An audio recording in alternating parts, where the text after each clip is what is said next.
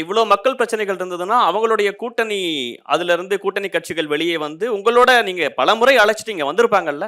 என்ன நடந்தாலும் அந்த கூட்டணி பலமாக இருக்கிறது. இங்கே இன்னும் கூட்டணிக்கு வருவார்கள், வருவார்கள்ன்னு சொல்ற இடத்திலேயே இருக்கோம்னா, இந்த பிரச்சனைகள கூட்டணி கட்சிகள் கவனிச்சுக்கலையா? இல்ல என்ன காரணம்?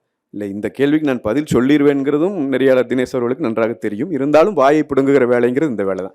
நானே அமைதியாக தான் செய்தியை சொல்லிட்டு இருக்கிறேன். என்னையா நீங்கள் வம்பில் இழுத்து விடுறீங்க? நான் என்ன கேட்குறேன், இவர்களுடைய ஆட்சியிலே இவ்வளோ பிரச்சனைகள் இருந்திருக்குது. இத்தனை நீங்கள் அது உங்களுக்கு பதில் வர்றேன், நான் கண்டிப்பாக வர்றேன். அதுக்கு முன்னாடி இந்த இதை சொல்லிடுறேன், தொடர்ச்சி கெட்டு போகும். அதனால தான் நீங்கள் டாஸ்மாக் வருமானம் 2 மடங்கு அதிகரிச்சிருக்குதுங்க. 30,000 கோடியாக இருந்தது 55,000 கோடியாக இன்றைக்கு மாறி இருக்கிறது.